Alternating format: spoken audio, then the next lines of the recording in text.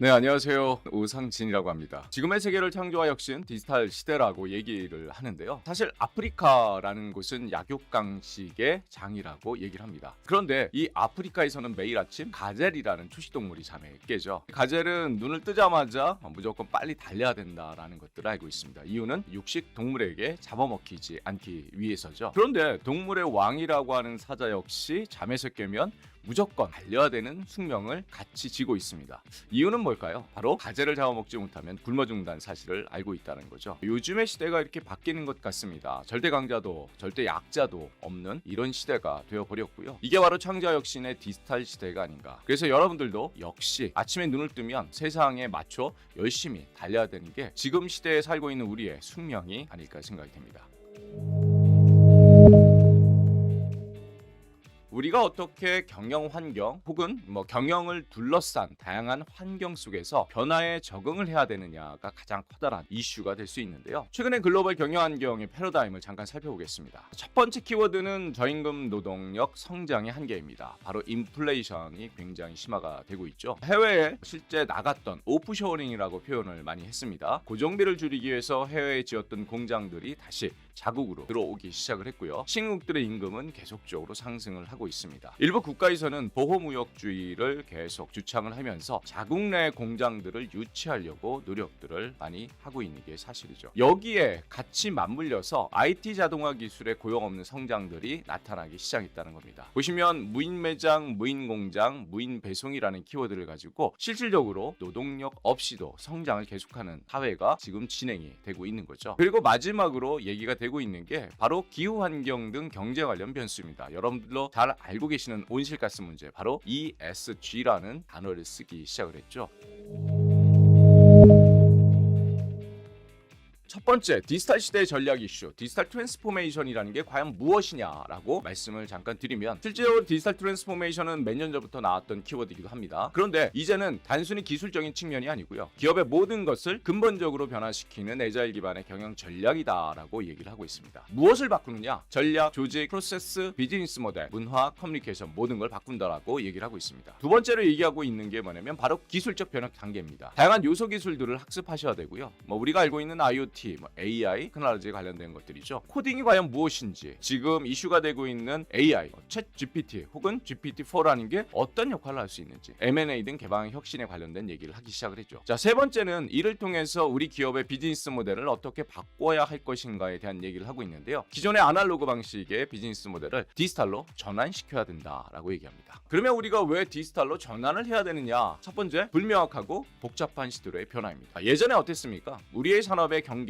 뚜렷했습니다. 업무의 범위도 명확했고요. 경쟁자, 시장, 고객이 분명히 있다는 겁니다. 고객의 니즈 역시 예측하기가 굉장히 쉬웠어요. 자, 그런데 이게 바뀌기 시작합니다. 디지털로 인해서 규제가 완화가 되기 시작하고요. 정책이 바뀝니다. 산업 내 신규 사업자가 등장하고 고객의 니즈조차 예측하기 불가능한 시대가 되어버렸다는 거죠. 결국 기존의 비즈니스 모델로는 성장 자체가 불분명해졌다, 불투명해졌다라고 말씀을 드릴 수가 있는 거죠. 두 번째 디지털 시대의 전략 이슈는요, 바로 디지털 네이티브의 등장입니다. 이 디지털 네이티브라는 친구들은 고객의 구매 방식의 변화, 즉 구매 방식부터 시작을 해서 일하는 방식, 생각하는 방식 자체가 완전히 우리와 다르다라는 거죠. 여러분도 아시는 MZ, 알파 세대까지 거론이 되고 있는데요. 이 세대들은 온오프라인을 넘나들며 가성비와 가심비를 겸비한 함적 소비, 즉 가치 소비를 중시하는 소비 패턴을 보이고 있다는 거죠. 세 번째 디지털 시대의 전략 이슈는 애자일의 조직 문화 구축이라고 얘기합니다. 바로 DT 시대 일하는 방식을 바꾸자라는 게 키워드인데요. 지금 최근에 실리콘밸리의 디지털 기업들이 일하는 방식을 살펴보면 첫 번째는 디자인 스프린트입니다. 바로 디자인 띵킹이라고 표현할 수 있죠. 디자인 띵킹의 핵심은 사실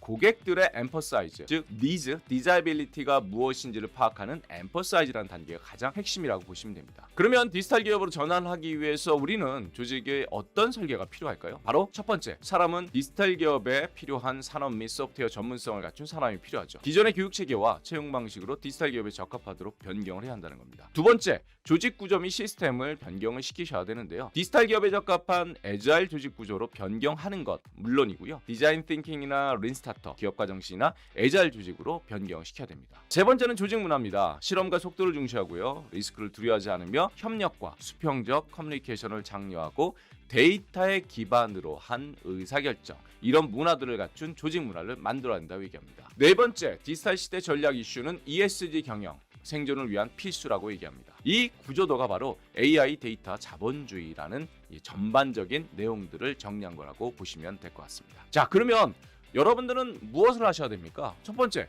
데이터가 무엇인지, 빅데이터가 무엇인지 아셔야 된다는 겁니다. 두 번째는 바로 표현, 디스크립티브라는 표현을 하는 바로 이 분석 기술들입니다. 그러면 세 번째로 아셔야 되는 건 과연 인공지능이 무엇이냐, 인공지능의 알고리즘이 어떤 것들이 있느냐도 아셔야 되는데요. 우리가 알고 있는 인공지능이라는 개념, 그리고 머신러닝이라는 개념, 마지막으로 딥러닝이라는 개념, 이 세 가지가 어떤 차이가 있는지에 대해서 여러분들이 학습을 하시고 실질적으로 이걸 통해서 다양한 비즈니스 모델들, 그리고 우리가 가지고 있는 데이터를 어떤 방식으로 분석해야 될지 여러분들이 판단하셔야 된다는 겁니다. 구글의 시대는 끝났다라고 해서 작년 11월에 발표한 챗 GPT죠. 이 제너레이티브 프리 트레이닝 3.5라는 건 우리 사회에 엄청난 파장을 가져왔습니다. 우리 사회에 파장을 가져왔다라는 이 신문 기사의 이슈보다는 기업의 리더로서 우리는 어떻게 받아들여야 되냐라는 게 이슈입니다. 어떻게 받아들여야 될까요? 과연 챗 GPT라는 AI를 이용을 해서 우리의 업무들이 얼마나 효율적으로 바뀔 수 있는가? 더 중요한 게 있죠. 이렇게 효율적으로 바뀌게 되면 과연 우리는 어떤 역할을 해야 되는가? 더 나아가서 우리의 팀원들 혹은 우리의 기업에, 우리 회사에 있는 인력들은 어떤 방식으로 일을 해야 되는가? 즉 생각하는 방식과 일하는 방식을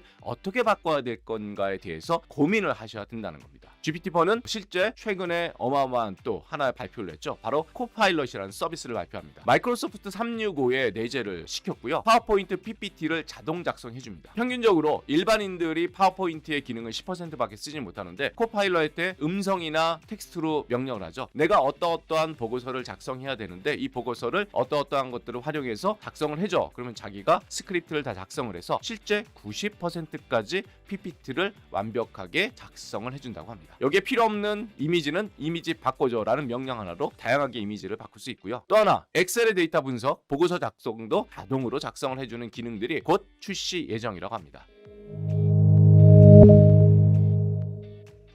첫 번째 경쟁 후의 리더십 전략은요, 센스 메이킹 하라라고 말씀을 드릴 수가 있습니다. 세상에 없던 시장의 탄생 등 커다란 불확실성과 변화에 직면하기 시작했다는 겁니다. 이를 통해서 어떻게 우리가 센스 메이킹을 해야 되느냐?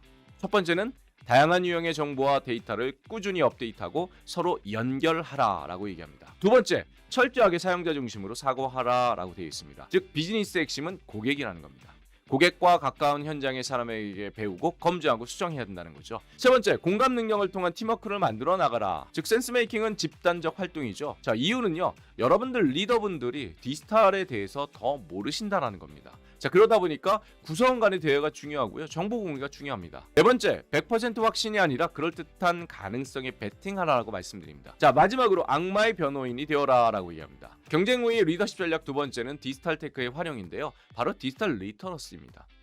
이 리터러시라는 단어를 보면 개인이나 조직이 디지털 세계에서 생활하고 일하는 데 필요한 능력을 갖추는 것이 바로 디지털 리터러시입니다. 그러면 디지털 리터러시를 누가 갖춰야 될까요? 바로 지금 기업에 계시는 리더분들이 갖추셔야 됩니다. 세 번째, 증거 기반의 사고를 하라라고 되어 있습니다. 데이터 기반의 의사결정을 할 수 있는 조직 문화를 만들으라는 말씀인데요. 자, 이유는요, 리더의 직감은 무시할 수 없는 중요한 의사결정 요소입니다. 마지막으로 경쟁 후의 리더십 전략은 룰 브레이커가 되라라는 말씀을 드릴 수가 있는데요. 기업을 세 가지로 나누죠. 룰메이커, 바로 룰을 만드는 기업입니다. 룰테이커는 노키아, 한국, 일본 기업입니다. 최근에 뜨는 기업들을 봤더니 룰 브레이커하고 표현하는 기업이죠. 구글, 애플, 아마존, 페이스북 같은 회사. 이 회사들은 어떻게 지속 성장을 하고 있는 거죠? 바로 디지털로 무장을 하고 있다는 겁니다. 혁신, 창조, 비즈니스 모델이죠. 자기의 분야를 한정시키지 않고 계속 확장을 시켜나가고 있다는 겁니다. 이렇게 우리 기업들이 어떻게 혁신, 창조와 비즈니스 모델로 무장을 할 것인가? 이게 바로 룰 브레이커, 최근 경쟁 후의 리더십 전략이 될 수 있다라고 보시면 될 것 같습니다. 데이터 리더십을 발휘하라라고 하는데요. 바로 이 리더십은 디스트리뷰티드 리더십이라고 표현합니다. 분산 리더십. DT시대 리더는 첫 번째, 디지털 리터러시를 장착하셔야 되고요. 소통과 협업을 진행하셔야 됩니다. AI를 활용해 데이터를 기반으로 한 의사결정을 할 수 있도록 하셔야 되고요. 조직 내 생각하는 방식과 일하는 방식을 리더가 중심이 돼서 바꿔 나가셔야 됩니다. 자, 이를 위해서 기존의 리더십이 아닌 새로운 리더십이 필요한데 우리는 디지털 리터러시 혹은 데이터 리더십이라고 표현할 수 있지 않을까 생각이 됩니다.